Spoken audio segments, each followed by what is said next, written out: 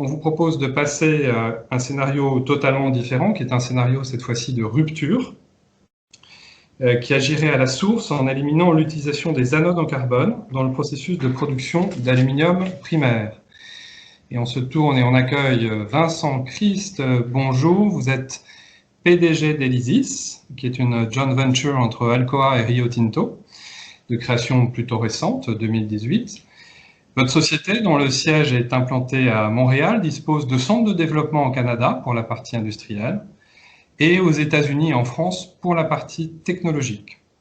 Votre objectif est de commercialiser à horizon 2024 des anodes inertes. Expliquez-nous, Vincent, de quoi il s'agit et quelles sont les étapes à franchir pour respecter votre calendrier et envisager un déploiement en France. C'est à vous, Vincent. Ok, merci. Est-ce que vous m'entendez bien?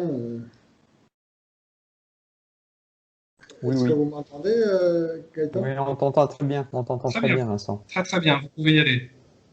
Ok, d'accord. Alors, bonsoir à tous. Tout d'abord, merci pour l'invitation à Aluminium France. Comme vous pouvez le voir dans le titre, on va parler d'une ère nouvelle pour l'aluminium.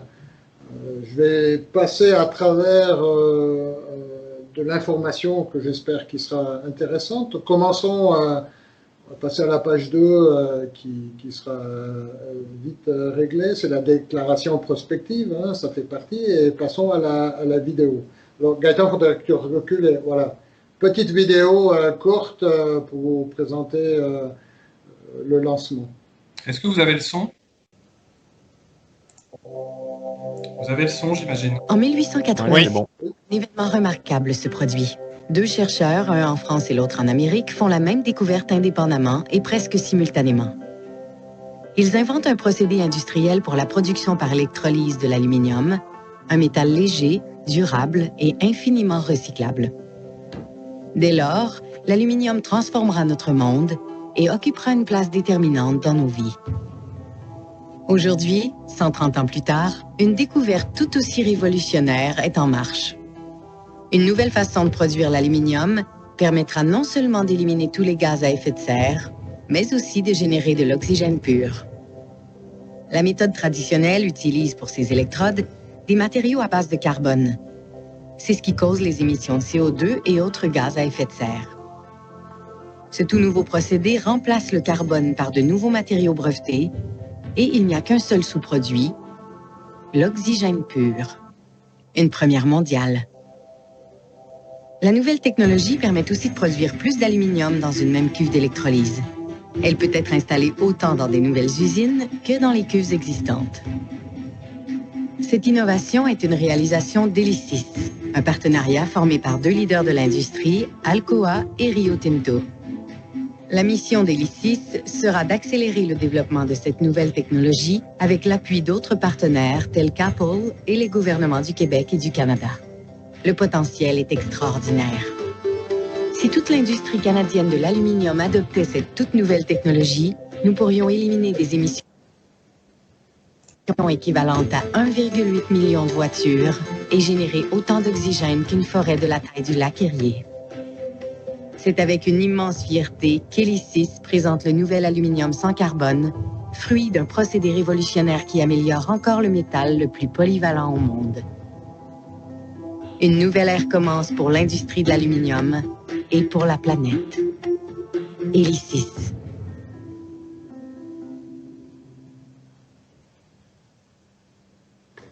Merci Gaëtan. Commençons à parler un peu du partenariat. Ça a été évoqué dans la vidéo. Je pense que ce qui est intéressant de commenter sur ce partenariat, c'est deux choses.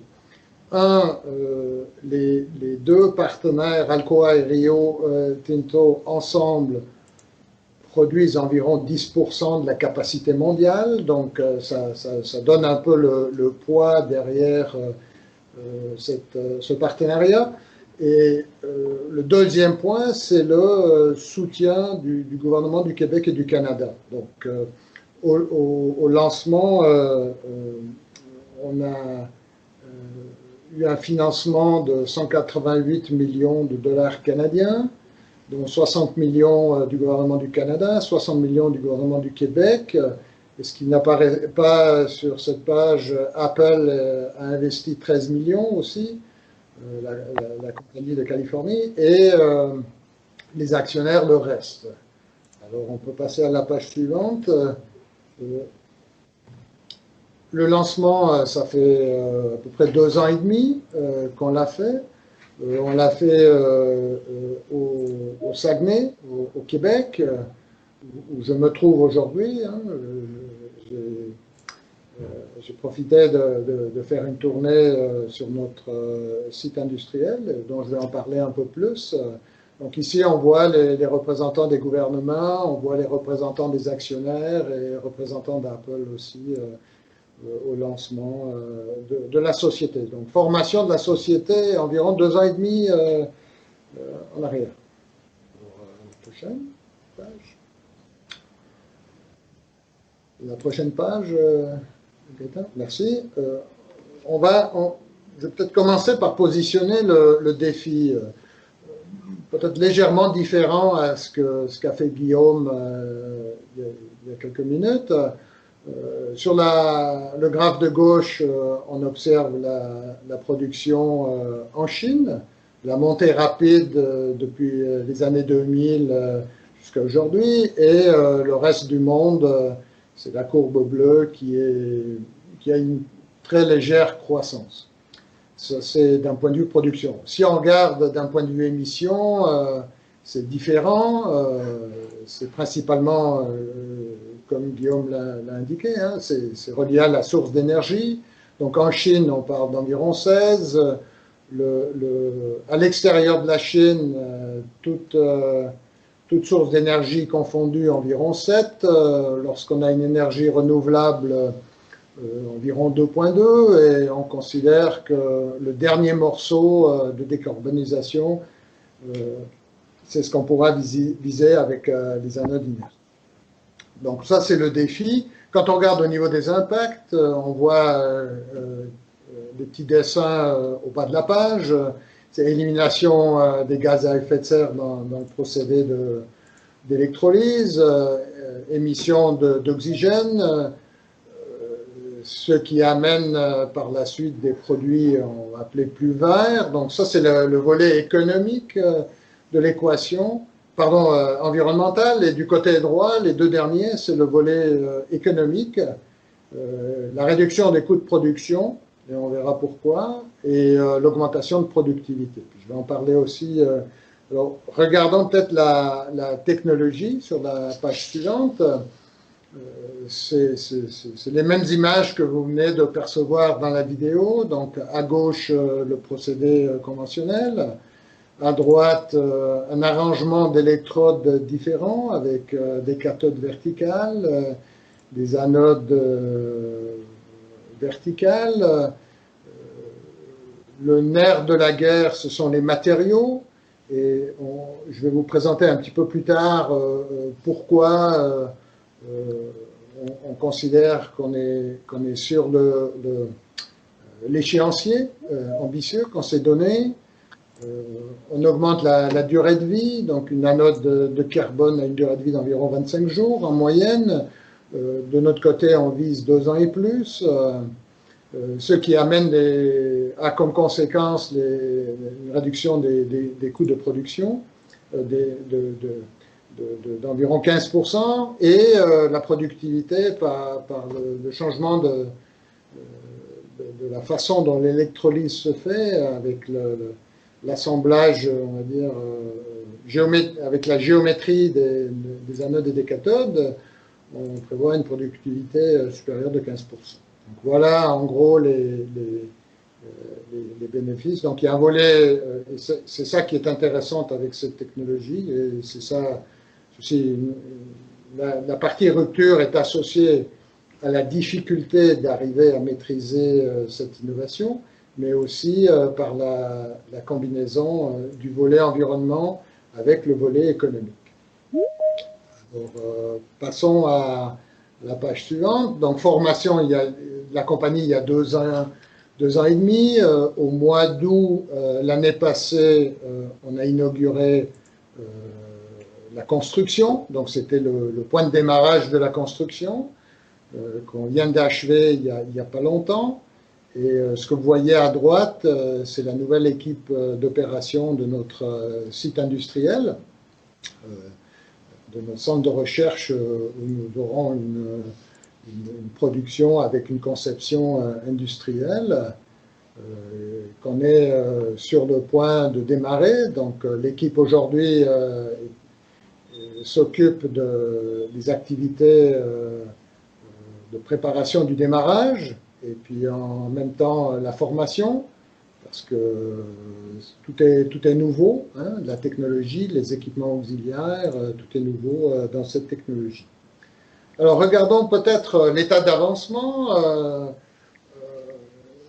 Je pense que les experts seront d'accord que, bon, à part trouver la recette pour les électrodes, c'est de produire du métal d'un niveau commercial, donc P10-20 ou meilleur.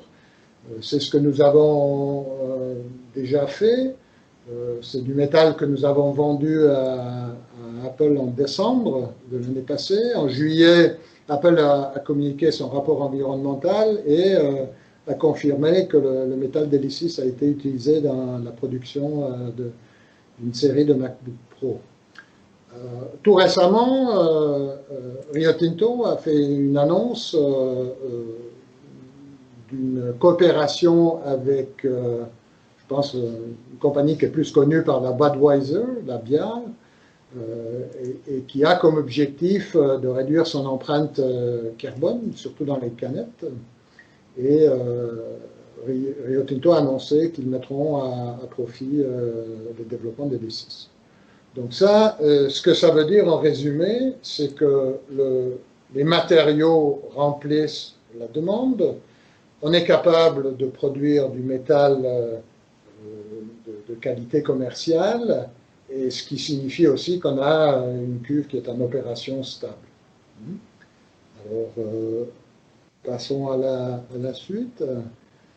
Donc la conclusion, bon, on a vendu un métal de notre production, mais Elysis c'est une entreprise de technologie, donc on fait du développement de technologie.